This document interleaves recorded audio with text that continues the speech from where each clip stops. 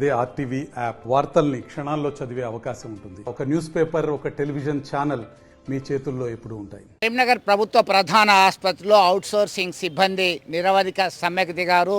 ఈ సమ్మెలో భాగంగా ప్రధానమైనటువంటి డిమాండ్లను ముందుకు తీసుకురావడం జరిగింది. ప్రతి నెల 5వ తేదీ లోపు వేతనాలు చెల్లించాలి.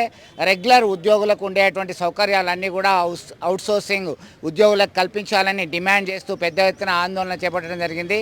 ఈ నిరవధిక సమ్మెలో భాగంగా కార్మికులందరూ పాల్గొన్నారు. దీనిలో తమ యొక్క డిమాండ్లు పరిష్కరించుకునేంత వరకు ఈ సమ్మె కొనసాగుతుందని చెప్పేసి స్పష్టం చేస్తున్నారు. ఇప్పటికైనా ప్రభుత్వం స్పందించి తమ యొక్క న్యాయబద్ధమైనటువంటి కోరికల్ని నెరవేర్చాలని చెప్పేసి ఆందోళనకి సిద్ధమైనటువంటి పరిస్థితి గమనిద్దాం. ఒక్కసారి వాళ్ళు ఏమంటున్నారో చూద్దాం. కరీంనగర్ ప్రభుత్వ హాస్పిటల్లో పనిచేస్తున్నటువంటి శానిటేషన్, పేషెంట్ కేర్, సెక్యూరిటీ గార్డులకు గత 3 నెలలుగా జీతాలు రావడం లేదు. పెండింగ్లో జీతాలు ఇవ్వాలని చెప్పేసి గత 15 రోజుల క్రితం ప్రభుత్వ hospital workers and employees union ఆధ్వర్యంలో కరీంనగర్ సూపరింటెండెంట్ గారికి, అదేవిధంగా గత వారం రోజుల క్రితం హైదరాబాద్లో ఉన్న డిఎంఈ గారికి ప్రజాభవన్లో కూడా మేము ఈ పెండింగ్ జీతాలు ఇవ్వాలని చెప్పేసి, లేదంటే సమ్మెకి పోతామని చెప్పేసి సమ్మె నోటీసులు ఇవ్వడం కూడా జరిగింది.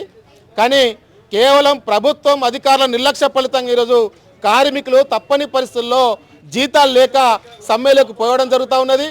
గత కొంతకాలంగా డిసెంబర్ 25వ తారీఖు క్రిస్మస్కు జీతాలు ఇవ్వలేదు, సంక్రాంతికి జీతాలు ఇవ్వలేదు, తర్వాత ఉగాదికి జీతాలు ఇవ్వలేదు, రంజాన్కి జీతాలు ఇవ్వలేదు. ఏ పండగ కూడా కార్మికులకు జీతాలు ఇవ్వట్లేదు. 11,000 రూపాయలతో ఎట్లా బతకాల 3 నెలల జీతాలు లెక్క అని చెప్పేసి, అయ్యా రేవంత్ రెడ్డి గారు ఇకైనా మీరు ఆలోచించండి.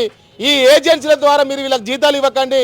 స్వయంగా రాష్ట్ర ప్రభుత్వం వీళ్ళు అవుట్సోర్సింగ్ పేరుతోటి వీళ్ళని నియమించుకొని వీళ్ళకి నేరుగా ప్రభుత్వ జీతాలు ఇచ్చే విధంగా రేవంత్ రెడ్డి సర్కారు చర్యలు తీసుకోవాలని చెప్పేసి మేము కోరుతున్నాము. ప్రజాపాలన అంటున్నటువంటి రేవంత్ రెడ్డి గారికి నేను సూటిగా ప్రశ్నిస్తా ఉన్నా. 10,000, 11,000 తోటి పనిచేసినటువంటి కార్మికులకు గత 3 నెలలుగా మీ ప్రభుత్వం జీతాలు ఇవ్వట్లేదు. తప్పని పరిస్థితులలో ప్రజాపాలనలో మీ సమ్మెలోకి పోయామని చెప్పి సందర్భంగా తెలియజేస్తున్నాం.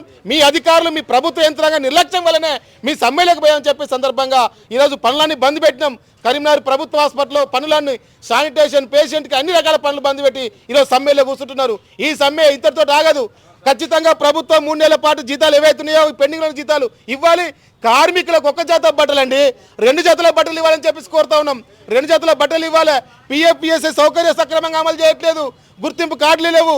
ఏ రకంగా పనిచేస్తారు వర్కర్లు అని చెప్పేసి సందర్భంగా ప్రభుత్వాన్ని ప్రశ్నిస్తూ ఉన్నాం. కాబట్టి సర్కార్ ఆలోచించాలి, రేవంత్ రెడ్డి సర్కార్ ఆలోచన చేయాలా, ఈ పెండింగ్ జీతాలు ఇవ్వాలి, ప్రభుత్వం నేరుగా వీళ్ళని తీసుకోవాలని చెప్పేసి డిమాండ్ చేస్తున్నాం. ఈ సమ్మె ఇంతటితో ఆగదు. జీతాలు వచ్చేంత వరకు మరింత ఉధృతం చేస్తామని ఈ సందర్భంగా తెలియజేస్తా ఉన్నాం. కళావతి, తూముల కళావతి. నేను 19 సంవత్సరాల బట్టి పనిచేస్తున్నా. దీంట్లో ఎప్పుడు కానీ ఏ కాంట్రాక్ట్ కానీ ఎన్నడూ ఏ పండుగ కానీ పబ్బం కానీ ఏనాడు జీతం వేయలే, కరెక్ట్ టైంకి జీతం వేయలే. చాలా ఇబ్బందులు అంటే అనేకమైన ఇబ్బందులు పడుకుంటా మేము ఈ పని చేసినా కూడా మమ్మల్ని గుర్తింపు చేసిన వాళ్ళు కూడా లేరు. అసలు కరోనా టైంలో మస్తు 3 నెలల జీతాలు, ఎప్పుడు చూసినా 3 నెలల జీతాలు, ఒక నెల ఏనాడు చక్కగా వేసింది లేదు. ఎప్పుడు చూసినా 3 నెలల జీతాలు, ఇదేంది అదేంది. కరోనా టైంలో కూడా ఘోరంగా పనులు చేసినాం. అప్పుడు కూడా మనకు గవర్నమెంట్ మమ్మల్ని గుర్తింపు ఇవ్వలే, మమ్మల్ని ఎవరు వచ్చి ఆదుకోలే. ఆ టైంలో కూడా మేము పని చేసినాం. మా జీతాలు వేసడానికి కష్టం చేసిన కూడా వేసడానికి కూడా మీరు గుర్తింపు చెప్తారు.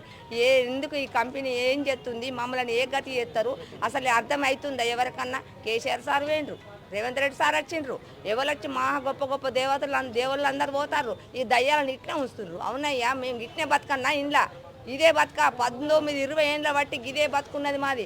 ఒక్క కాంట్రాక్టర్ సార్ కానీ ఎవరు కానీ మాకు జీతం కరెక్ట్ వేసింది లేదు, మేము సుఖపడ్డలేదు, తినేది లేదు, 10 రూపాయలు సంపాదించుకున్నాం. అప్పుల పాలయ్యే ఇలా బతుకుతున్నాం. ఉండి లేక బతుకు. ఒక్కసారి రూమ్ కిరాయి, ఇల్లుకి, పిల్లగండ్ల చదువులు ఏం చదివించుకుంటామయ్యా? మేము ఎక్కడ చదివించుకుంటాం? పొట్టకే లేదు. పోరడెట్ట బడి పోతాడు వాడు? ఆకలి అంగ బడి పోతాడా? వాడిని కొట్ట మేము కొట్టుకొని మా సావులు మేము చచ్చి ఇంట్లో ఏమన్నాడు నడు తీసేస్తాం, నడుతామన్నాడు. మేము పని చేస్తాను 400, ఆయన కడి చేసుకుంటే 500. పిఏపీ వేసి ఎంత కడి చేసి ఉంటే తెలియదు. మాది మాకే ఇస్తాడు.